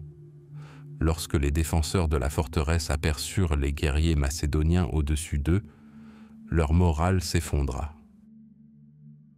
Ils se rendirent, stupéfaits moins par la force de l'ennemi que par son audace. C'est là, parmi les captifs, qu'Alexandre aperçut la femme qui allait changer le cours de la guerre et de sa propre vie. Il s'agissait de Roxane, fille d'Oxyartès. La légende disait qu'elle était la plus belle femme d'Asie. Mais le roi fut captivé non seulement par sa beauté, mais aussi par la fierté et la force d'âme qui brillaient dans son regard. À cet instant, le grand stratège prit sa décision politique la plus importante. Il ne la prit pas comme concubine. Il déclara qu'il l'épouserait. Ce mariage fut un coup de génie. Le roi macédonien, conquérant de l'Asie, épousa la fille d'un aristocrate local. Cette union devint un symbole de réconciliation, un pont entre l'Europe et l'Asie. Elle transforma le conquérant en un souverain légitime et les ennemis d'hier en proches. La résistance commença à affaiblir. Même Spitamenès, le grand guérillero, perdit son soutien. Ses alliés scythes, las de la guerre sans fin, le trahirent, le tuèrent et envoyèrent sa tête à Alexandre en guise d'offrande de paix. La guerre aux confins du monde était terminée. Elle avait coûté à Alexandre 2 années de sa vie, des milliers de soldats et sa réputation de noble conquérant. Mais elle lui avait enseigné un nouvel art, celui de gouverner un empire. Il avait compris que la paix ne se maintient pas par la seule force des armes. Parfois, elle exige une alliance matrimoniale, une politique avisée et une volonté d'accueillir les peuples étrangers. Après avoir soumis la Bactriane et la Sogdiane, Alexandre avait sécurisé ses arrières. Désormais, son regard, insatiable et toujours en quête de nouveaux horizons, se tourna plus au sud-est, vers l'Inde, au-delà de l'Indus, une terre fabuleuse et inconnue. La Perse était en ruine, ses satrapies soumises et le grand roi Darius mort. Pour tout autre conquérant, cela aurait été la fin, le couronnement de son œuvre. Mais pour Alexandre, ce n'était pas la fin, mais un simple prélude. Son regard infatigable et obsessionnel était fixé plus à l'est, là où, au-delà des sommets enneigés de l'Hindou-Kouch, s'étendait une terre de merveilles et de monstres, l'Inde mythique. Il ne cherchait pas seulement de nouvelles terres, il s'aventurait au-delà des frontières du monde connu, jusqu'à la grande mer extérieure, qui, croyait-il, baignait les confins de l'Œcumène. Au printemps 327 avait-il agissé, après avoir franchi des cols glacés avec une difficulté incroyable, l'armée macédonienne descendit dans la vallée du fleuve Kaboul. C'était un autre monde. L'air était lourd et humide, la végétation luxuriante et inconnue, et les habitants différents des Perses et des Grecs. C'est là qu'Alexandre découvrit les tactiques qui le hanteraient tout au long de sa campagne. La résistance acharnée des tribus montagnardes, dont les forteresses semblaient surgir des falaises mêmes. Chaque avancée était payée dans le sang. Mais l'Inde n'était pas seulement hostile. À Taxila, il fut accueilli par le roi local que les Grecs appelaient Taxilès. Ce dernier voyait en Alexandre non pas un conquérant, mais un allié puissant contre son principal ennemi, Porus, roi des terres situé entre l'Hydaspe et la Césine. Une alliance fut conclue. Alexandre reçut des guides, des provisions et surtout de précieuses informations sur les forces qui l'attendaient. L'armée de Taxilès, renforcée par des milliers de guerriers indiens, vint grossir les rangs macédoniens. La voie vers le sous-continent semblait désormais ouverte. Mais sur les rives de l'Hydaspe, l'actuel Jhelum, les illusions se brisèrent. Le fleuve, gonflé par les pluies de mousson, était devenu un torrent impétueux de plusieurs kilomètres de large. Et sur l'autre rive se dressait une armée comme les Macédoniens n'en avaient jamais vu. Elle était commandée par le roi Porus en personne, un géant dominant ses guerriers de toute sa hauteur, fier et inflexible. Il n'avait envoyé aucun émissaire porteur de présents, ni de déclaration de soumission. Il était venu pour combattre. La principale force de Porus, son rempart imprenable, était constituée de ses éléphants de guerre. 200 bêtes énormes et cuirassées, dotées de tourelles de combat sur leur dos, se dressaient au centre de son armée. Pour les Grecs et les Macédoniens, habitués aux batailles de cavalerie et de phalanges, c'était un spectacle digne des pires cauchemars. Des béliers vivants, capables d'écraser des unités entières, des forteresses ambulantes, invulnérables aux lances et aux flèches. Les soldats qui avaient traversé le Granique, Issos et Gaugamel connurent pour la première fois une peur véritable et viscérale. Alexandre comprit qu'une attaque frontale à travers le fleuve face à une telle armée serait un suicide pur et simple. Il employa donc son plus grand talent, la ruse militaire, élevée au rang d'art. Pendant plusieurs semaines, il épuisa l'armée de Porus par des feintes, simulant des préparatifs de traversée à divers endroits. Ses troupes se déplaçaient bruyamment le long de la rive la nuit, maintenant les Indiens constamment sur leur garde. Peu à peu, Porus s'habitua à ces manœuvres et cessa d'y réagir avec autant de vigueur. C'était précisément ce qu'Alexandre attendait. Sous le couvert de la nuit, dans un orage d'une violence inouïe qui couvrait les cris et les bruits, Alexandre, à la tête d'un détachement d'élite de cavalerie et d'infanterie, entreprit la traversée, 25 kilomètres en amont. Le risque était immense. Des soldats périrent dans les tourbillons, des chevaux luttèrent contre le courant. Mais au matin, l'avant-garde macédonienne atteignit la rive ennemie. Porus, ayant compris la supercherie, lança son fils à leur poursuite avec un détachement de chars et de cavalerie. Mais il était trop tard. Lors d'une bataille éclair, les Indiens furent mis en déroute et le fils du roi périt. Porus fut alors contraint de déployer toute son armée pour affronter l'ennemi qu'il avait pris à revers. La bataille de l'Hydaspe avait commencé, l'engagement le plus sanglant et le plus étrange de la carrière d'Alexandre. La phalange s'avança, bouclier verrouillé et sarrisse levée. Mais elle se trouva face non pas à la cavalerie perse, mais à des tours vivantes. Les éléphants s'abattirent sur les rangs ordonnés des Macédoniens, les déchirant, piétinant les soldats, les saisissant de leurs trompes et les projetant en l'air. Les rugissements des bêtes se mêlaient aux cris des blessés. Il semblait que la phalange, invincible depuis des décennies, allait être anéantie. Mais Alexandre fit preuve de génie, là encore. Il ordonna à son infanterie légère et à ses archers de concentrer leurs tirs non pas sur les éléphants eux-mêmes, mais sur leurs cornacs. Au même moment, sa cavalerie, sous le commandement du fidèle Cratère, avait traversé le fleuve et attaqué les Indiens par derrière. Ayant perdu le contrôle, les éléphants blessés, rendus fous par la douleur et la peur, se mirent à charger à travers le champ de bataille.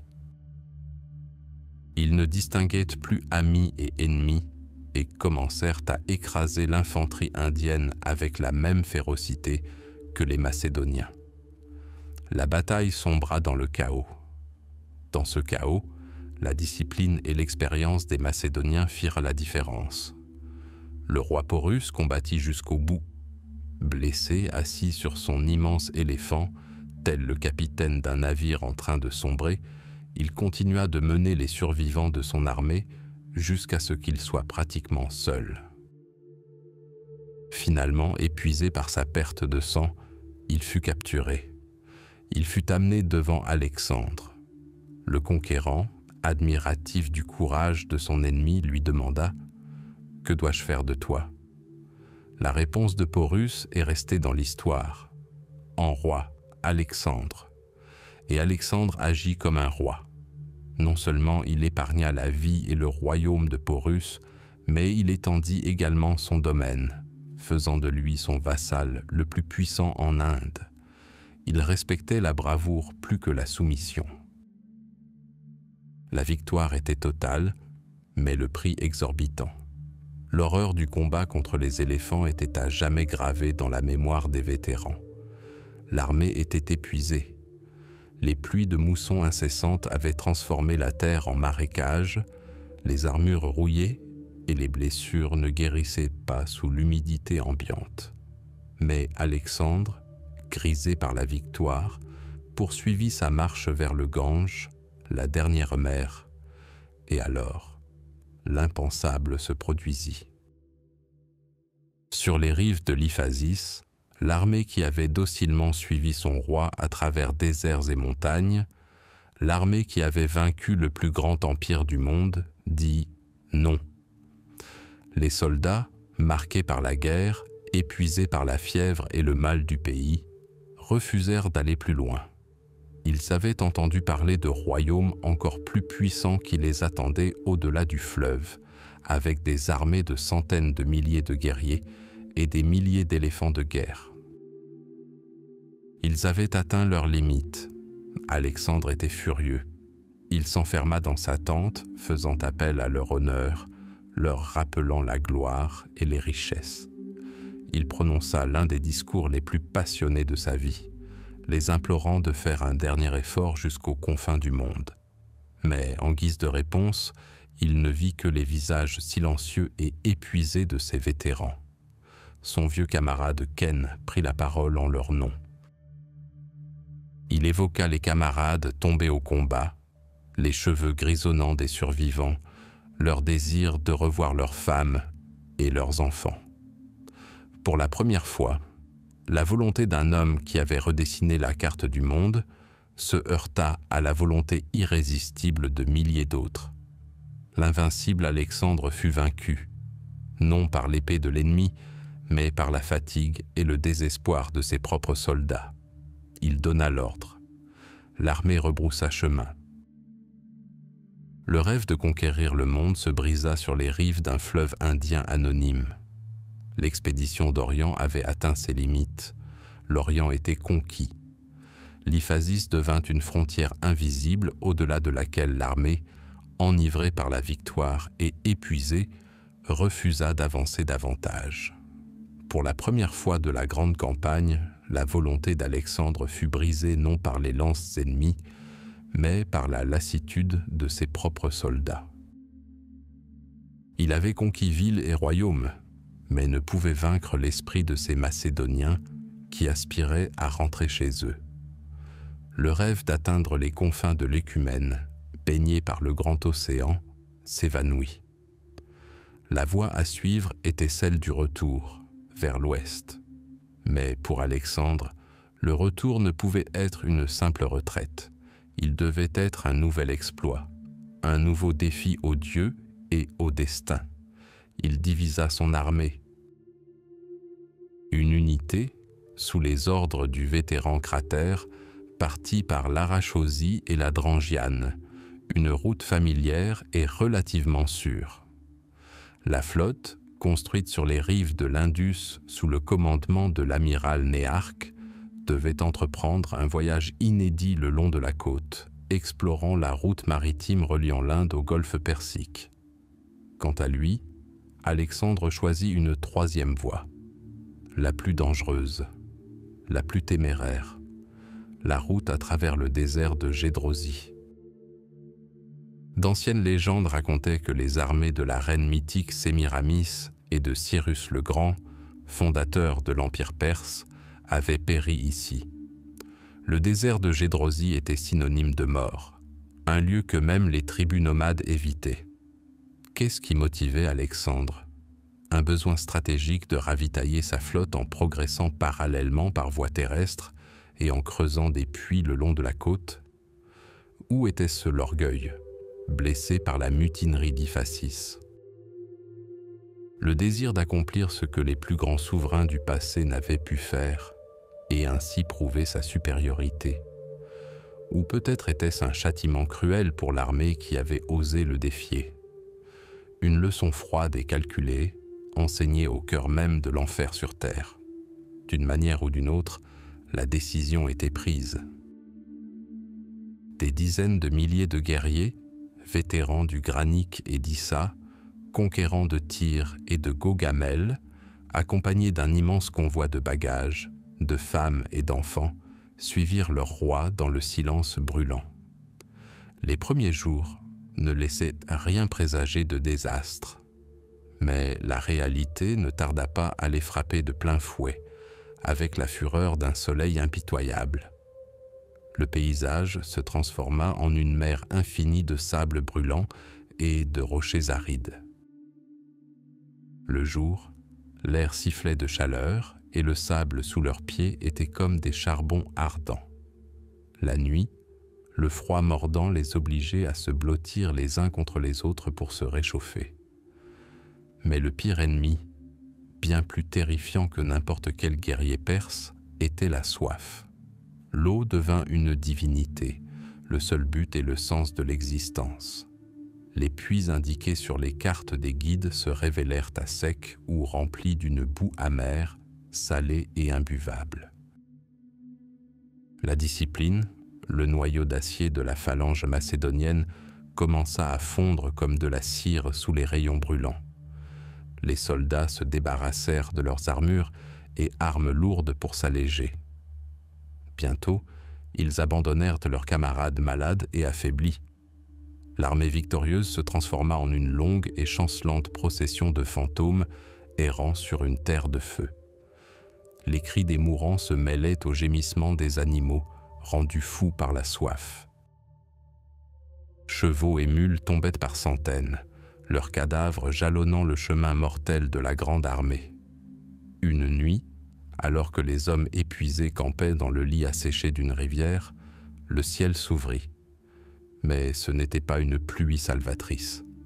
Un torrent soudain et furieux déferla des montagnes, emportant tentes, chariots et tous ceux qui dormaient encore. L'eau qu'ils avaient si désespérément cherchée s'abattit comme une tueuse, emportant avec elle leurs dernières provisions et d'innombrables vies. Le désert se moquait d'eux, leur offrant la mort tantôt par la sécheresse, tantôt par les inondations. Alexandre lui-même souffrit comme tous les autres.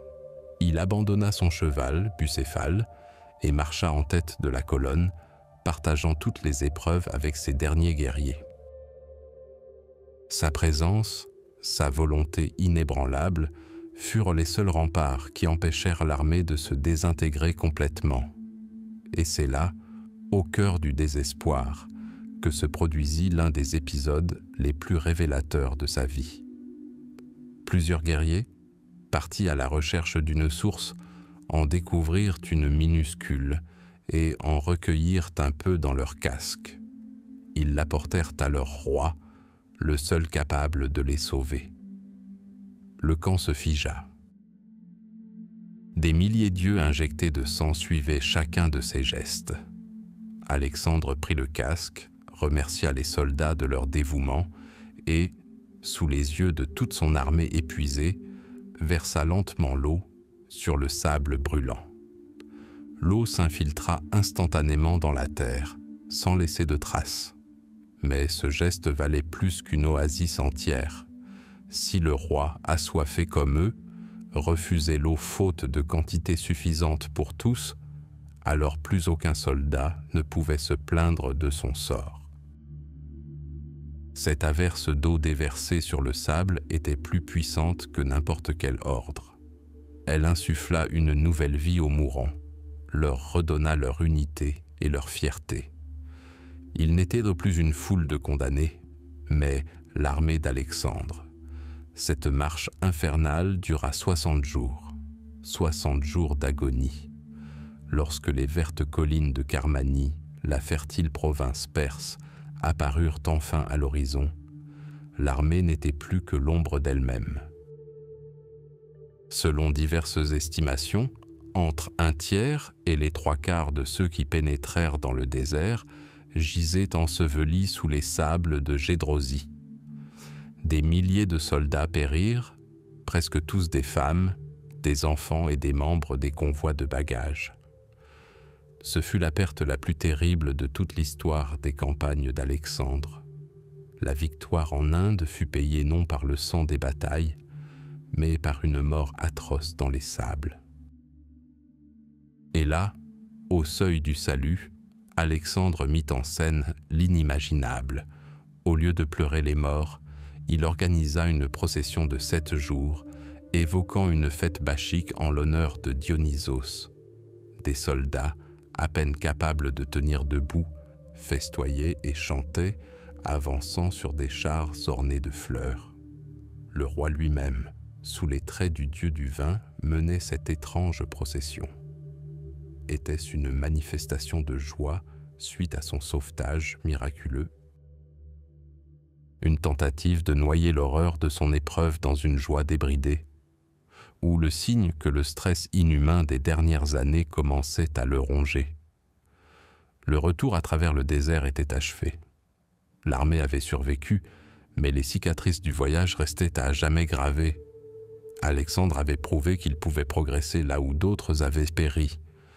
Mais le prix de cette démonstration de supériorité était terrible. Le grand conquérant revint au cœur de son empire, non pas en chef triomphant, mais en souverain dont l'armée avait été brisée non par l'ennemi, mais par sa propre volonté. La victoire avait un goût amer, comme le sable et la poussière. Babylone, 323 Aveshai J.C. La chaleur torride de la Mésopotamie enveloppait la ville, devenue le cœur d'un empire nouveau et sans précédent. Ici, dans l'ancienne capitale du monde, Alexandre, conquérant de l'Asie, maître de l'œcuménisme, était au sommet de sa gloire. Son empire s'étendait de la Grèce à l'Inde, uni, maintenu par la force des armes, mais aussi par la force de sa personnalité. Il semblait n'y avoir aucune limite pour cet homme. De nouveaux projets, encore plus grandioses, se bousculaient déjà dans sa tête. La conquête de l'Arabie, un tour d'Afrique, la conquête de l'Occident. L'univers paraissait trop petit pour ses ambitions. Mais c'est là, au centre de son monde, sous le soleil flamboyant de Babylone, que le plus grand conquérant de l'histoire allait rencontrer son dernier ennemi, invincible. Tout commença, comme souvent dans la vie de la noblesse macédonienne, par un festin. Après les cérémonies de deuil pour son ami Héphaestion, Alexandre reprit peu à peu ses activités et sa vie quotidienne. Fin mai, il accepta l'invitation de son ami, le Thessalien Médius, à un banquet. La nuit se déroula dans le vin, les conversations et les souvenirs de campagnes passées. Mais au moment où Alexandre s'apprêtait à partir, on le persuada de rester pour une autre réunion, plus intime, mais non moins joyeuse. Et c'est là, selon les auteurs antiques, après une autre coupe de vin pur, qu'il poussa soudain un cri, comme transpercé par une lance au foie. Ce fut le premier coup de glace. Les jours suivants, son état s'aggrava rapidement. D'abord, ce n'était qu'une simple fièvre qu'il s'efforça d'ignorer avec sa ténacité habituelle. Il continua de donner des ordres pour les préparatifs de la campagne d'Arabie, accomplit des sacrifices quotidiens aux dieux et se baigna même dans les eaux fraîches de l'Euphrate pour tenter de faire baisser la fièvre. Mais le feu qui brûlait en lui s'intensifiait. Un ennemi invisible, qu'aucune épée ne pouvait terrasser, s'était infiltré dans son sang et menait son ultime siège. Jour après jour, ses forces déclinaient. Le roi, qui avait mené des armées à travers déserts et montagnes, ne pouvait plus marcher seul de ses appartements à l'hôtel. Sa voix, qui avait donné des ordres à des centaines de milliers de soldats, n'était plus qu'un murmure rauque. La nouvelle de la maladie du commandant se répandit comme l'éclair dans l'immense camp. L'anxiété fit place à la peur, puis à un profond désespoir. Les soldats, ces fidèles Macédoniens, qui l'avaient soutenu dans les bons comme dans les mauvais moments, du Granique à l'Hydaspe, refusaient d'y croire. Pour eux, Alexandre était plus qu'un roi. Il était l'incarnation de la bonne fortune, un Dieu vivant, le garant de leur victoire et de leur avenir. Sa mort leur paraissait impensable, la fin du monde. Le 10e jour de sa maladie, alors que tout espoir semblait perdu, la rumeur courut dans l'armée que le roi était déjà mort et que les généraux le dissimulaient. Un murmure s'éleva. Les vétérans exigèrent de voir leur commandant une dernière fois. Les diadoques, futurs maîtres du monde, n'osèrent pas le leur refuser. Et alors eut lieu l'un des adieux les plus tragiques de l'histoire. Les portes du palais royal étaient ouvertes. Et, au-delà du lit d'Alexandre mourant, son armée défilait en un flot incessant, un fleuve silencieux et infini. Des vétérans, aguerris par des centaines de batailles, le visage marqué par les cicatrices et les yeux embués de larmes, passaient devant leur commandant. Ils ne prononçaient pas un mot. Ils le regardaient simplement, s'efforçant d'imprimer dans leur mémoire les traits de celui qui incarnait à leurs yeux toute une époque. Alexandre ne pouvait plus parler. La fièvre le consumait, mais son esprit restait clair. Il reconnaissait ses anciens compagnons d'armes. Il répondait à chacun d'un regard, d'un léger hochement de tête, d'un geste de la main. Ses adieux silencieux exprimaient plus que tous les mots. Une gloire partagée, une douleur partagée, et la certitude que leur grande campagne était à jamais terminée. Lorsque le dernier soldat quitta les appartements, seuls ses généraux les plus proches restèrent auprès du roi, Ptolémée, Séleucos et Perdiccas. Ils comprirent que la fin était proche. Selon la légende, l'un d'eux, peut-être Perdiccas, se pencha à l'oreille d'Alexandre et lui posa la question cruciale, celle dont dépendait le sort du monde. « À qui laisses-tu ton royaume ?» Un silence s'installa, seulement troublé par la respiration haletante du mourant. Puis, dans un dernier souffle, il murmura 2 mots qui devinrent une prophétie funeste. « Tua kratis tua », au plus fort. Était-ce là son véritable testament ou un dernier cri de colère? La reconnaissance que seuls les plus dignes et les plus puissants pouvaient maintenir l'empire qu'il avait créé? Ou la conscience cynique que sa mort plongerait inévitablement ses commandants loups dans une lutte sanglante pour leur succession? Nous ne le saurons jamais. Mais ces mots n'étaient pas un testament, mais une sentence. L'étincelle qui embrasa la guerre des Diadoques qui dura 30 ans. Le 10 ou le 11 juin 323 avant JC, le cœur d'Alexandre le Grand cessa de battre. Il n'avait que 32 ans.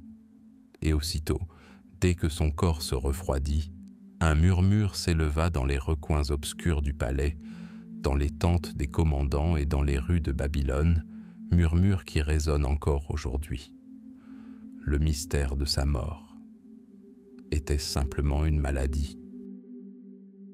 La vérité prosaïque et cruelle du monde antique, où le paludisme ou le typhus pouvaient décimer aussi bien le roi que le simple soldat.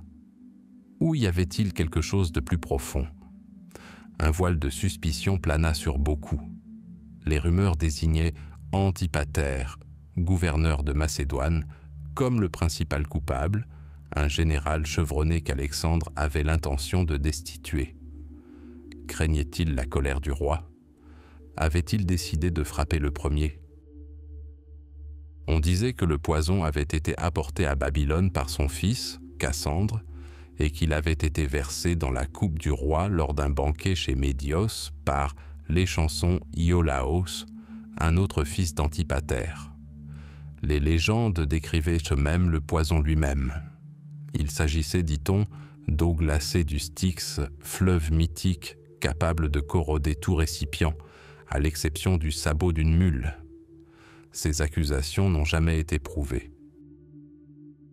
La plupart des historiens modernes privilégient les causes naturelles du décès. La maladie, aggravée par d'anciennes blessures, et l'épuisement dû à des années d'alcoolisme et de surmenage. Mais le mystère demeure. Il est devenu l'énigme ultime et insoluble d'un homme qui, de son vivant, semblait aussi limpide et compréhensible que le coup de son épée. Le monde retint son souffle. La grande marche était terminée. L'homme qui avait uni l'Orient et l'Occident, qui avait redessiné la carte du monde et changé le cours de l'histoire, gisait silencieux dans son palais de Babylone. Son empire, fruit immense de son génie et de sa volonté, était orphelin en un instant.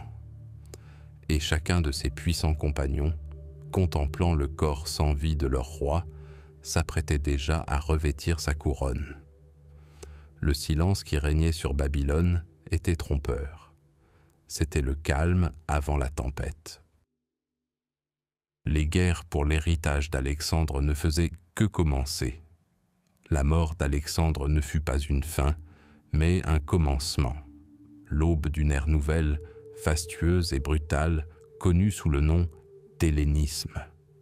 Le grand roi ne laissa aucun héritier direct et, lorsqu'on lui demanda qui hériterait de son empire, la légende raconte qu'il répondit « au plus fort ». Ces mots scellèrent le destin de son empire et de ses généraux. L'empire, forgé par la volonté d'un seul homme, s'effondra à l'instant même où son cœur cessa de battre.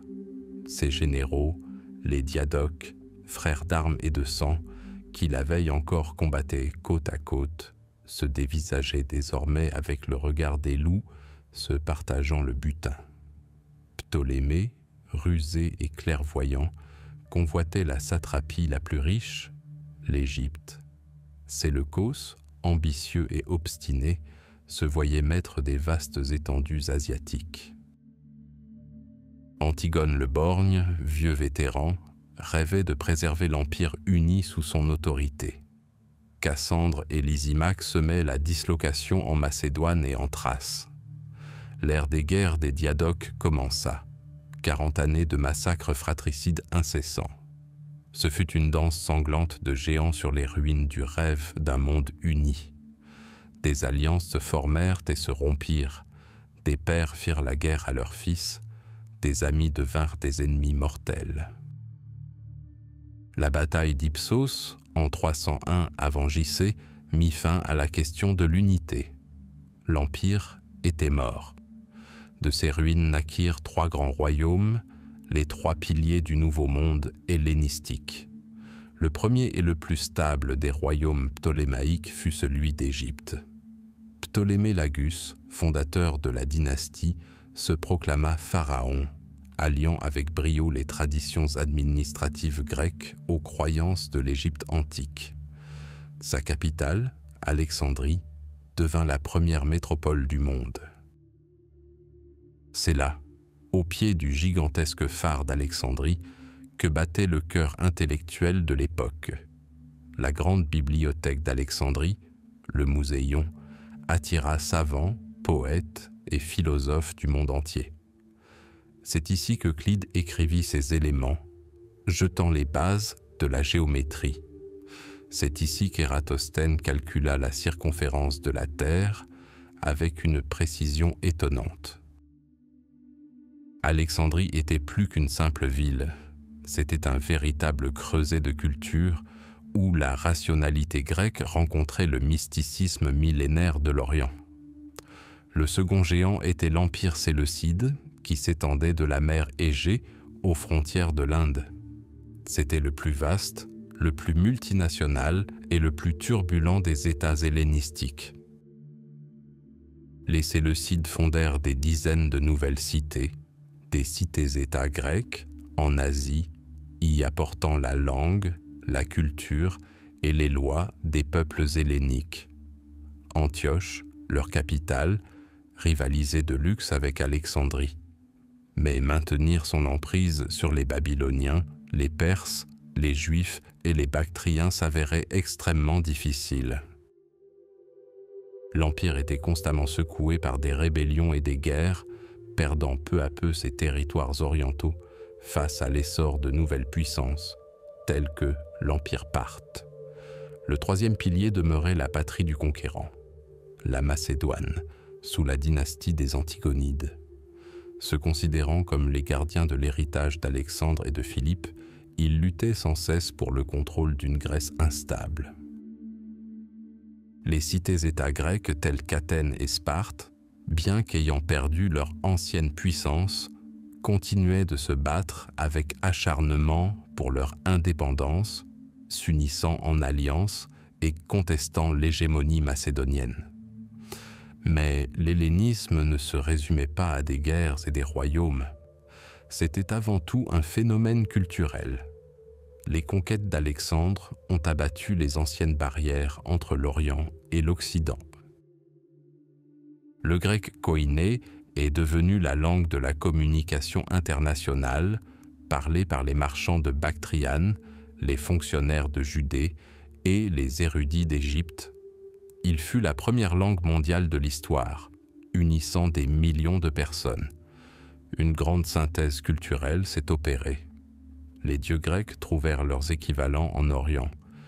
Zeus fut assimilé à l'Amon égyptien, Aphrodite à l'Astarté phénicienne. De nouveaux cultes syncrétiques virent le jour, comme celui du dieu Sarapis, qui combinait les attributs d'Osiris et d'Apis avec ceux des divinités grecques.